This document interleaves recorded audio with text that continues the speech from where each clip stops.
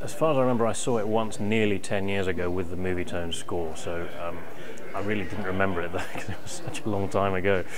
So I was going on what I'd read about it and your introduction, really, to do the film justice, and I did really enjoy accompanying it, though. It's a beautiful film, I thought. I have to concentrate very hard on every moment, really. I mean, I'm always looking at the screen, making sure I don't miss anything, and and always trying to read the mood, the emotions.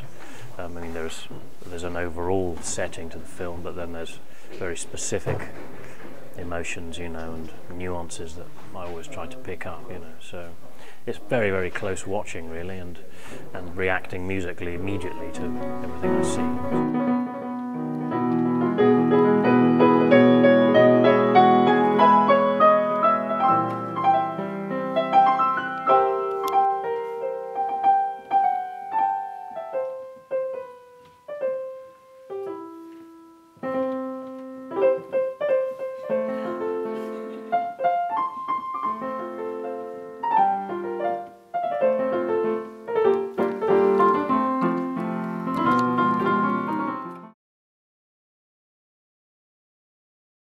I don't actually use any stock music, no. I mean, that is something that would have happened in the silent era, but I think another thing that would have happened is improvisation as well, and that's the tradition that I've always been interested in. Of course, also you've got some commissioned scores then as well, which indeed happens again now a lot. But I think it's the improvisation that really appeals to me, and then creating music on the spot that's appropriate to the film. I rarely use even any well-known tunes. I mean, sometimes the scene screams for it, and I might then use it, but that's very rare in my case. I like to improvise music that is specific to the time that I'm improvising, and I like to be as creative as possible. And even in this, there was a wedding scene, but I didn't want to play the wedding march, or one of the two famous marches. I wanted to do my own kind of wedding march, So, and that's normally the way I would go. I think generally what's most difficult is comedy in many ways, because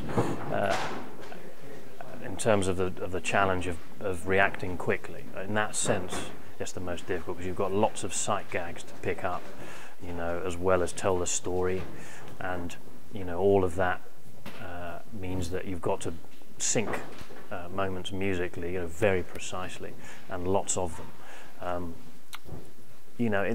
So in that sense, I think the comedy is pretty tough, but that's not to say that other films don't have their challenges, and there's lots of European cinema which I find very inspiring, and the challenge there is to live up to the film and create music that's as sophisticated as the film. That's the plan, and the films from Germany and the Soviet Union of that day were very, very creative and pioneering, and I actually particularly enjoy those films.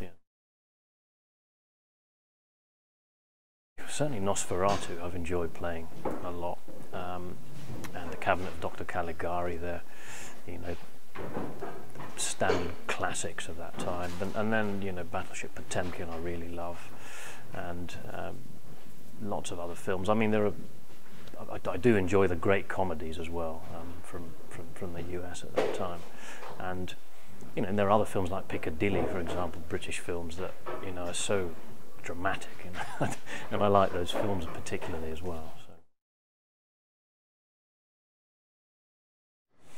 So. In my case, it was very similar, approaching a modern silent film and scoring that for piano. This was something I agreed with the director, Jamie Thraves, who's a modern director, and he's an established modern director, but he clearly researched the films of that time, and I thought really captured the style and the mood, and it was a kind of thriller, this short film, The Projectionist, and I did initially improvise it. It's a piano score, but of course then I made changes to it. I mean, I recorded it in such a way so that I could make changes. It was recorded with a keyboard, but a very good one, you know, sounding like a piano. So to get it as a director wanted. So it's kind of improvisational, you know, in its origin, but with lots of changes along the way but hopefully still a seamless sounding score, you know, for, as I said, for piano solo to accompany the film. The thing is, the more inspiring the film is, and the better made it is, the less tired I feel.